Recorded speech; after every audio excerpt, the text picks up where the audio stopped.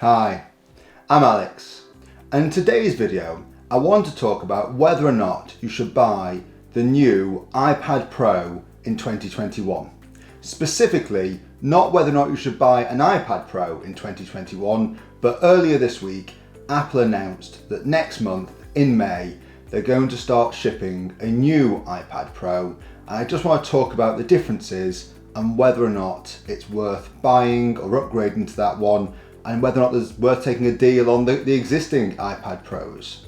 So if you're looking for a really simple answer, having watched the Apple keynote and got really excited, I'm going to say I think the answer is no. No, I don't think most people need the new iPad Pro. Now, I really like the iPad Pro.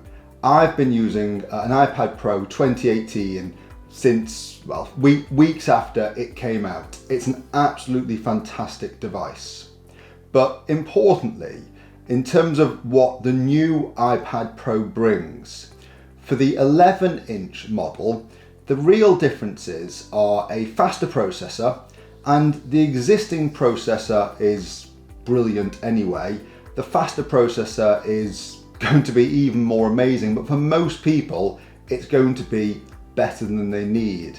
One of the other changes is it's got a Thunderbolt 4 port. Now, this is something that I'm actually really excited about, and if data transfer speeds, or importantly wire data transfer speeds, are something you get excited about and you go, wow, that's going to save me so much time, then in that case you might be one of those people that the new iPad Pro is a huge upgrade for. But for most people, if you go, what is Thunderbolt 4? Why would I even transfer stuff through a cable to an iPad anyway, which I suspect is most of you out there, then that feature isn't particularly useful. There is a better front-facing camera, which again, if you're on Zoom calls all day, every day, and the difference in that camera quality is the be-all and end-all, then maybe it's worth the upgrade. Certainly, from my perspective, if you've got the 11-inch iPad Pro already, unless you need that, that faster data speed, or you're desperate for a marginally better camera, I don't think there's a huge reason to upgrade there at all. In terms of the 12.9-inch, it's broadly a very similar story, except in the 12.9-inch, they're upgrading the screen as well to a Pro XDR display. Now, that won't mean much to most people. Take my word for it, the screen on the iPad Pro is wonderful as it is.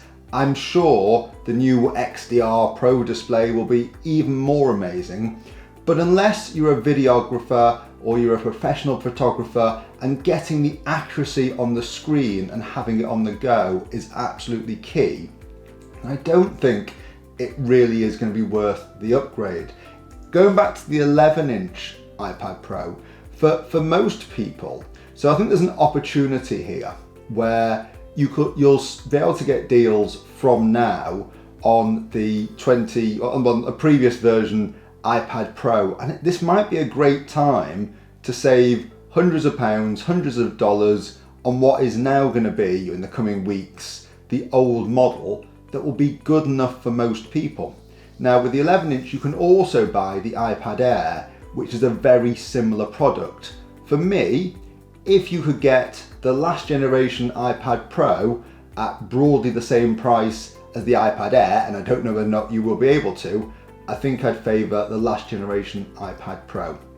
Similarly, with the 12.9-inch iPad Pro, for most people, I would look for deals on the now soon-to-be old iPad Pro, and that will be absolutely fine.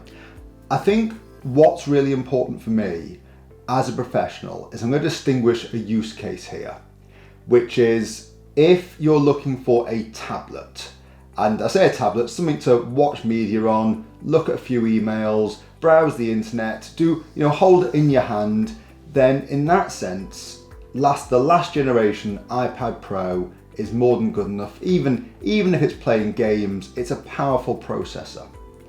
if you're truly looking for that pro in the name, if you're a professional videographer, professional photographer, you need that XDR display, you're desperate for really fast data transfer speeds, then, and if you're pushing things and processing things in apps where the M1 chip might make a difference, then I think there is an argument for some people to get the most pro device they can. But having thought about this, I'm in an unusual position here.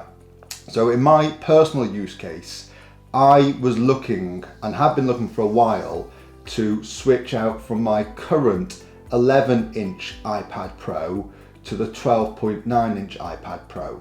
Now, I knew that there'd be this keynote and that they'd be changing products soon enough. So those have wanted something I've wanted to do for several months. I thought I'm happy enough for the moment with the 11-inch product, and I just wait until this announcement.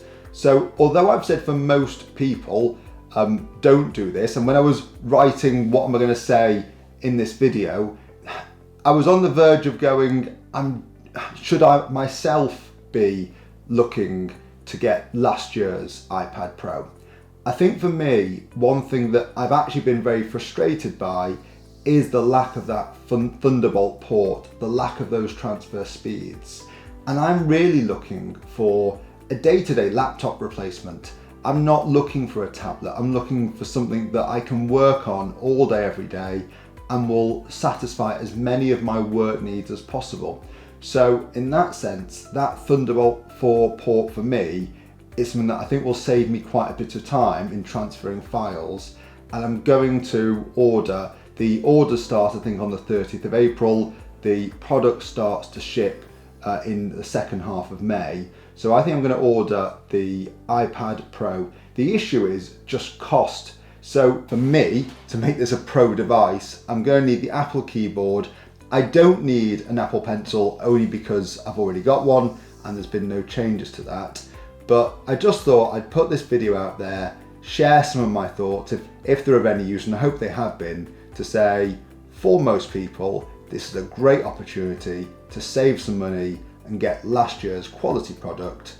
Hopefully, if you're a pro and considering whether or not you should, and that XDR display is important, that Thunderbolt display is important. So, if there's one or two features that really are important to you in terms of that upgrade, even that camera, there are some neat features that it does.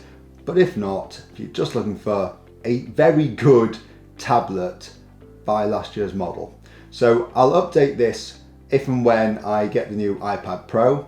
If you've got any questions, leave them down in the comments. I hope that's been of use, and until next time, I've been Alex. Thanks for watching.